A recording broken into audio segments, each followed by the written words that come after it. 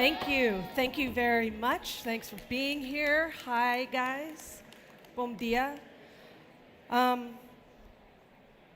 This is the mission statement for CNN. I like to start these presentations with this. But here's what I want to say about it. One, it's working very well. We're number one in video, we're number one in mobile, number one in social, number one in politics, number one with millennial audiences, all in the digital news space. And I'm really proud of that.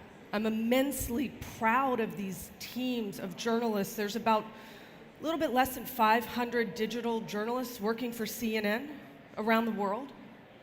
And then there's hundreds more that are in other parts of the organization. And the thing is that I want you to know about CNN these days is it's getting really hard internally to tell who's a digital journalist and who's a broadcast journalist. We're really blurring those lines. So that's a good thing. So this is a game of scale and a game of ubiquity. And what I want to talk to you about today is how to get honest, accurate, creative, truthful reporting and storytelling cutting through these massive platforms and audiences and what's exploded and what's happened in the industry, right? So that's why we're going to talk about reporting truth in a time of chaos. So this is how maybe 2-3 years ago we thought about CNN inside. And maybe audiences might have thought about CNN this way, right? There's something on TV in the US and around the world. There's things on laptops, desktops, mobile phones, right? And it's not inaccurate. But this is how we think about CNN now. This is what we call our bubble chart. And this, when you talk about the environment right now and the chaos, right? And the opportunity that gives us, but it's still chaos, right? And opportunities can be challenging. This is how we think about CNN. You've got the beating red heart of the core owned and operated properties of CNN at the bottom there in that red, right? That's our websites, whether it's mobile or desktop, that's our apps, that's CNN Go. These are the things that we own, we control. These are the things that give us the most audience, the most revenue, the most reach. Then you've got another band where you look at all these video platforms that we put both linear and non-linear video on, right? Things like Apple TV. Then you've got the social and messaging band. And by the way, this bubble chart changes all the time.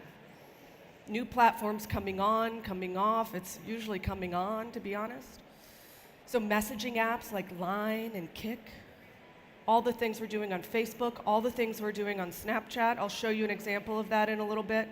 And then in that outer ring, you've got all the emerging platforms and opportunities, whether it's audio, right? Alexa, Google Home, watches, microwaves.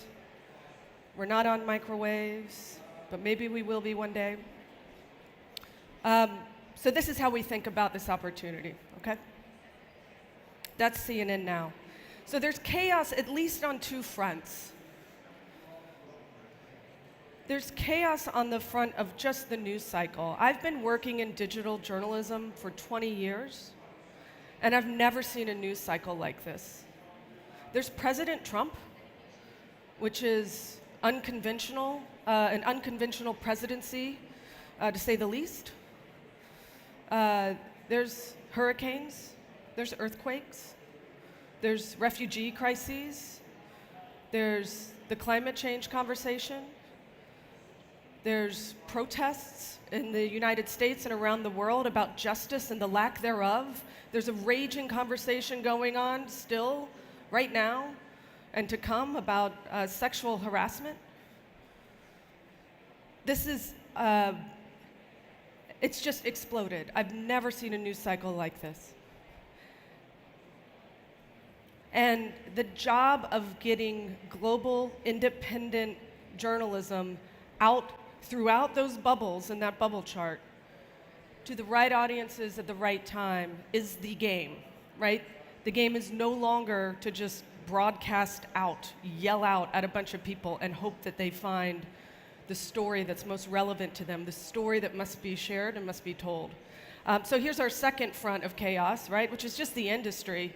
And by the way, these words that you see in gray back here, these are all just kind of pulled from Slack channels and the email subject lines. It's really just some things that have been floating around these days, but people are talking about, we're pivoting to video, which CNN has always been video. We're talking about viewability, which is now starting to feel so 2015. We're talking about new ad formats and is programmatic dead or alive, and how is that helping fuel the business? And then we're talking about VR, or is it AR, or is it AI? So there's just a lot, and it's an explosion, and it's a great opportunity. But I submit to you that an organization as big and as well-resourced as CNN, to the smallest organization that's doing news or trafficking in trying to get stories of truth that the world needs right now out to audiences big or small, that you have to focus, right? That bubble chart, all those bubbles are not really created equal. They're different sizes internally. We resource them differently. We strategize about who we're reaching where. And it's still quite chaotic. It's really interesting these days, you guys. I mean, there's a story that one of our political reporters out of Washington, D.C., his name is Chris Saliza, wrote. He writes many stories a day for all digital platforms, and you see him on TV. He's an example of one of these modern journalists who he appears on any screens. And he started a story a few weeks ago saying, it was a simple wrap-up of everything that had happened in the week around President Trump. And he started the story saying, do you remember what happened on Monday? I don't, and it's my job, right? It's just like what's happening right now in terms of the news and what's happening for those of us who work in this industry is challenging the limits of our brain capacity, right? It's not just that we're very busy, it's that there's a lot to stay on top of. So if we feel this way, how do we think our audiences feel? Because we all know it, we're living it, right? For those of you who work in technology, in media, or in journalism, it's all there. We feel it. We're using our phones too, we're sleeping right next to them.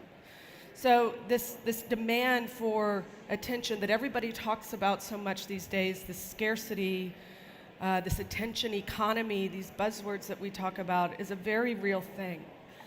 And the answer to reach audiences is not always, in fact, almost never, to just do more and shout louder. It's not to do more app alerts, more stories, more email newsletters. It's to put good work out there and make it count. So I want to go through 3 practices, and then we're done. And I'll show you a couple of examples. This is going to sound so obvious, okay? But not that many people are doing it and doing it well. And we think about it daily in our editorial meetings at CNN, and we talk about how to do this well. And it's a daily challenge, and it is a virtuous, good thing to seek. One is just really look for original work. There's a lot of aggregating, a lot of curating, a lot of talking to each other in the echo chamber that's happening these days. Limit it. Just limit it. You can listen to it. You don't have to add to it. Do original work.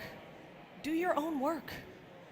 Think about the words that you're using. Think about who it is you're talking to if you're a journalist doing a story and what it is that you're asking them. Think about the image you're using. Think about the audience that you're seeking and which platform you need to reach them on and where they might find what it is that you have to say. Do original, thoughtful, intentional work. We're rushed enough already. Just slow down a little bit. When you're trying to put something out that is going to be seen by someone who you may not personally know, don't waste their time. They don't have enough time right now. This is a very simple example. I've got some shiny objects to show you, but this is so simple. This was off of the New York attacks last week. Another attack in America, right? So simple. This was just a timeline of how it unfolded. It's just the facts. Here's what happened when. For people who might not know this area of Lower Manhattan, for people who might not understand exactly what happened when, it's just super straight up. And it could have been just somebody writing a bunch of text and plopping a video on top. But it was somebody taking a little bit of extra time. It's so easy to do. Not the shiniest object at all. This is a shiny object. This is something that was around this likelihood that we are in the middle of the sixth extinction, and climate change as a topic that I think no matter what we do still feels like it's going undercovered. It's made for mobile. It took a lot of money. We sent our teams around the world to get this story. We spent a lot of time working with talented designers and developers to shape this story. It's one of the most award-winning stories we've done at CNN. Spent a lot of time and a lot of money on it to make it count. So those are just one example of something that's super easy to do and something that takes a little bit more elbow grease. And how to just do original work that is something that people won't be annoyed if they spend their time on it. I want to show you a Sizzle Reel. It's CNN. We try to show Sizzle Reels in almost every presentation we give.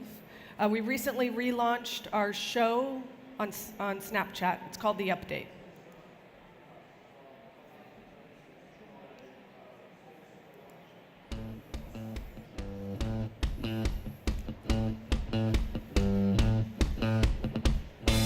What we're having out here is a hurricane. A growing humanitarian crisis affecting a persecuted minority in Myanmar. The UN. One thing you need to know about North Korea's nuclear weapons.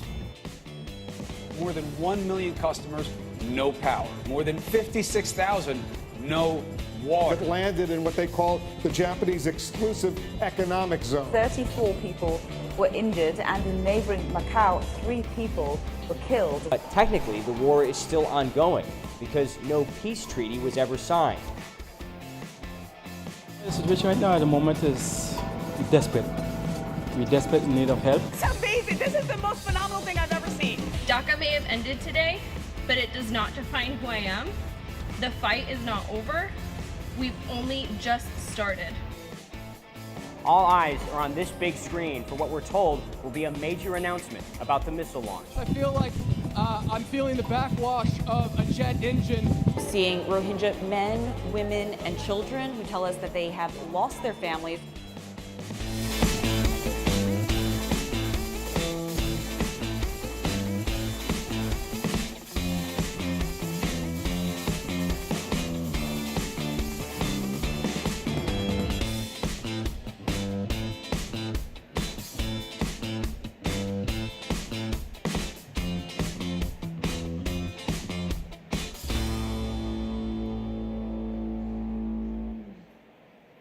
It's great, right? Yeah, you can applaud, please. It's great.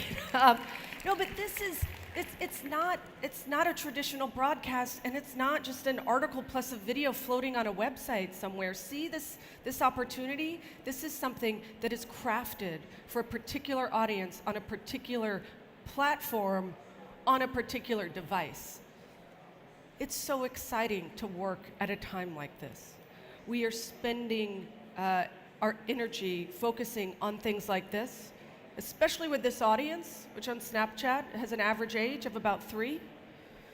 It's not 3, but it's the millennial audience, right? So this is a bet on the present and on the future of CNN and essential news. And if you'll notice, we're not talking down to that audience. We're just telling them what the news is in a format that's meant for the app that they happen to be watching it on. And so here's best practice number 3. And this is something that I've believed for a long time, and I still think no one is doing as well as they could. Don't just put it out there and walk away. Whatever it is, the good thing that you have put on the internet that is useful, that doesn't waste people's time, that is intentional and that's crafted, publishing is not the end. It's at least the middle, and in some ways it's the beginning. You monitor the conversation. You look at the analytics to see how it's getting shared. How long are people spending time on it? Where are they coming from? You obsess over how your truthful story is doing. And you watch it. And should you do more? Well, you can listen, and you can listen to the audiences. We noticed very early on that the Rohingya crisis, in the midst of all these other big stories, right? Trump and the hurricanes, and sometimes those two things feel like they're the same thing. And all of these other big stories were going on, that the Rohingya crisis was getting enormous time spent from our audiences. That's a signal to us to do more and to aggregate it all together in one place, which is what we did there. Same thing with Puerto Rico. We got criticized for pulling out of Puerto Rico when we were still there. CNN has been and will continue to be dedicated to what's happening on the ground in Puerto Rico now that it's been more than a month since that hurricane struck and left so many people, still the majority, without power, right? So we'll do these stories because we need to and it's our job, but we listen to the audiences in the conversation because when they tell us we care, well, that just means we need to focus even more on it, right? Do the truthful, honest work and get it out there to the right audiences. Thank you guys so much for coming. Enjoy Web Summit. Obrigada.